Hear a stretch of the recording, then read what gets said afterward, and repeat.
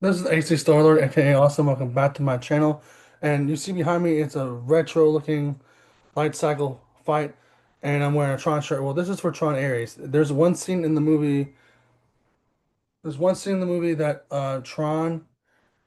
there's one scene in Tron Ares that Ares goes into the old grid. And I just love the old grid, so that's why I'm having it back here. But Tron Ares is fantastic. I would not sleep on this movie. You finally get to see the Tron world in the real world. As you can see me, I'm in the old world of Tron, but you get my point. I'm from the real world and I step myself into the um, old grid. We follow Tron Ares trying to learn stuff about the world and his creators and some of that because he's a program. And then we follow a girl named Kim. Her last name is Kim. She's trying to be on her trying to do her sister's legacy by finding out all the stuff about and Edcom, the company, and all that stuff with that, and like what she was doing when she left this earth, when she died, before she died, and finishing out her task. But then she also gets stuck in there. She gets stuck in between a war between Ares and, well, not Ares, but the company is trying to take down Intercom Industries, which was also where Kevin Flynn made. Um, and she is also looking for Kevin Flynn to finish out her um, sister's work, but also finding a code that will make programs a living, and so is the bad guy from the main company. But this one has a lot of stuff in it from the first movie and Legacy, but mainly for the first movie. It mentions Kevin Flynn more than it does his son. His son was also mentioned, but again, not so much. And then this is also Ares is trying to discover who he is, listening to, you know, dang. You have a second? And they do mention the son, but not too much. They only mention him. They've been trying to find him. And then Ares is also listening to his program, also listening to his the guy who controls him through the real world, but also um him being the leader of, his him being the leader of his people and on the grid, but also discovering a lot about the girl that he's supposed to hunt down and learning about her and changing his mind and learning who he is. He wants to be a real person, or um yeah, he's a program that wants to live, and he's basically went rogue throughout the rest of the movie. But you see contrast of, like I said, the grid, the modern grid. You see the old grid eventually in this movie. You see the grid coming to us in the real world. It was fantastic. The movie was amazingly shot and beautifully made from the real world shots, and even what you see graphically in the grid. It has a lot of ties from the first movie.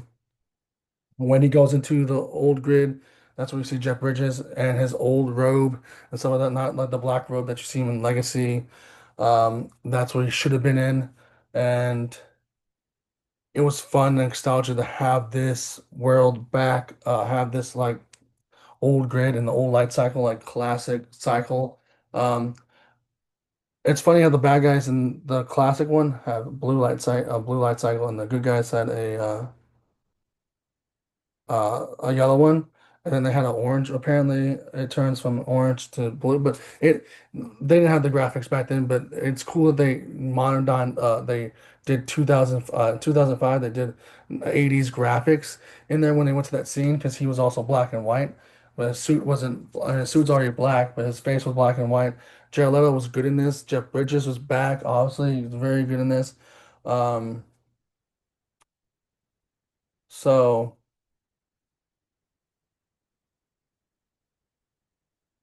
This movie is fantastic. You have a lot in this. I was speechless. I still am speechless. I want to see this again. I want to watch it again.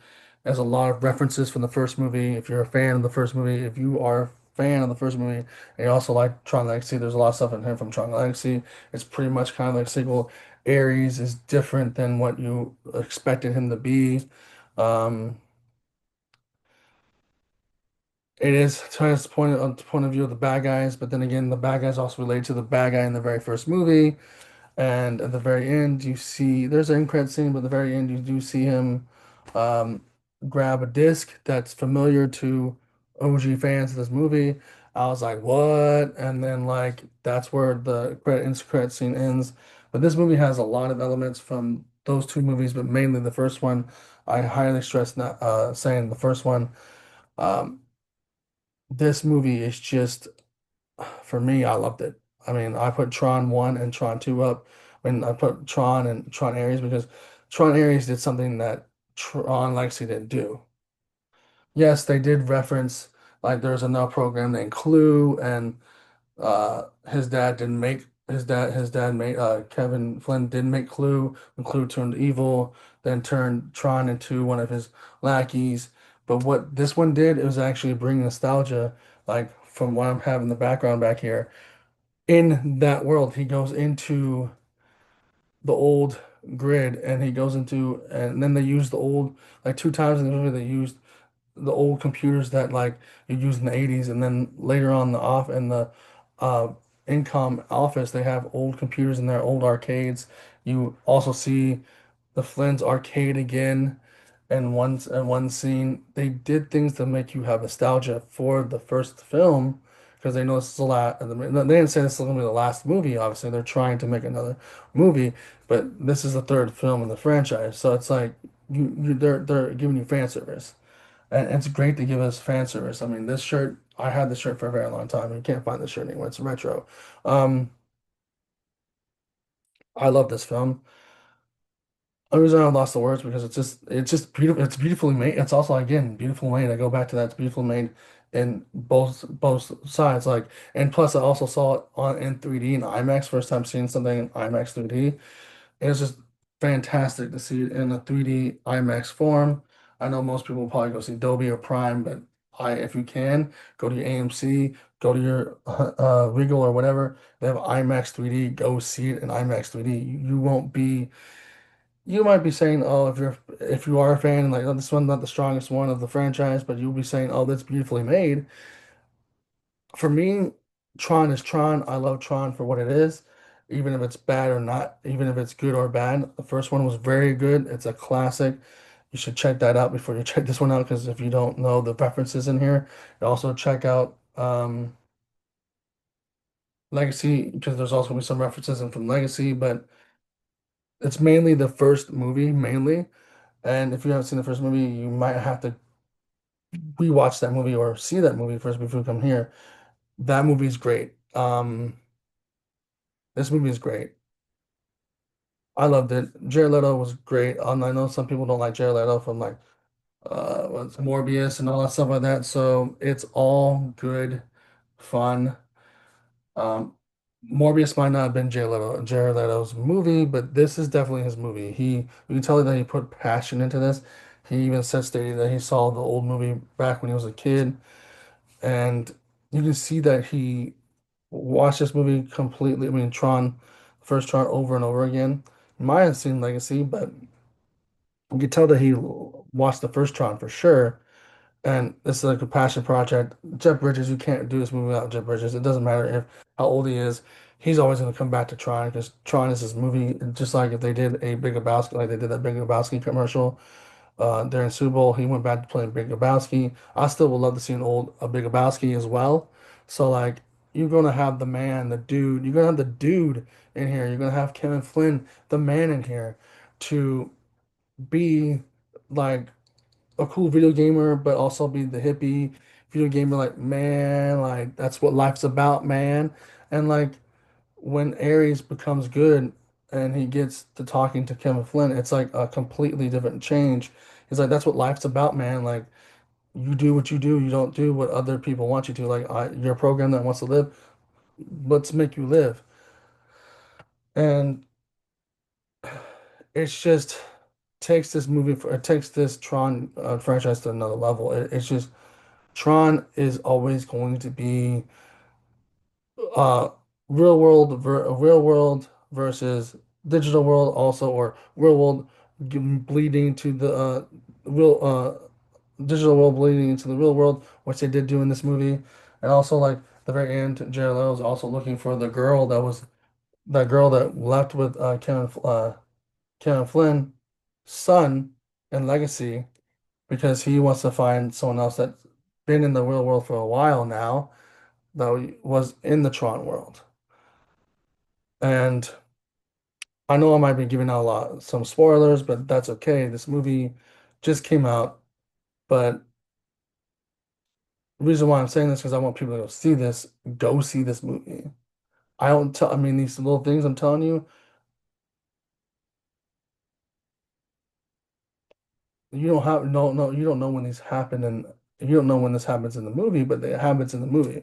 And basically, seeing Ares fight for the users instead of fighting for the big corporation, him coming to be one of the people like Tron. So he basically is kind of, I'm not going to give too much away, but he's basically towards maybe towards the end ish, he becomes like Tron. He fights for the users, and fighting for the users is the best thing you can do because you can tell that's a good guy versus a bad guy. And this is from the bad guy's point of perspective, but the bad guy turns good even though he's wearing black, his suit's black and red, or the lights are red, you know. And there's also like a cool light cycle um, chase in the real world.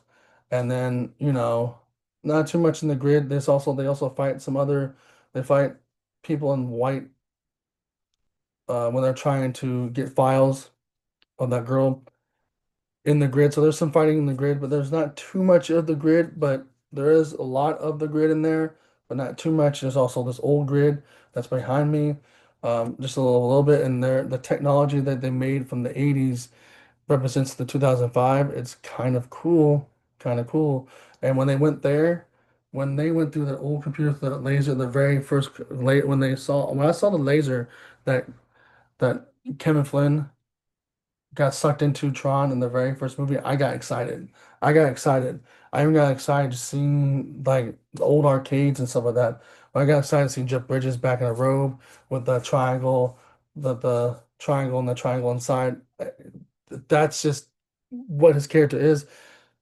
Kevin Flynn was just like a man, like a hippie man, like, and then seeing this old grid and seeing his face turn from this color to black and white just put a smile on my face. Like that was what I wanted to see. I always wanted, even in Tron Legacy, I wanted them to reference the old Tron, but they never did. This movie did, and they had the balls to do it, and this is what I wanted. So, and after my Halloween movie, this is part of the Halloween movie marathon, but non-scary. But after my Halloween movie marathon, I'm gonna review Tron 1 and Tron Legacy, and then when Tron Ares comes out, I might do another review on it when it comes out on Blu-ray. But I might do a Tron marathon, I'll review all of them in a marathon. Like I'm gonna do like a Superman marathon after all this. So just stick with me, and you'll see. So if you like this video, put a like, comment, subscribe. If you like this video, put a like, comment, subscribe, and notification bell, and deuces.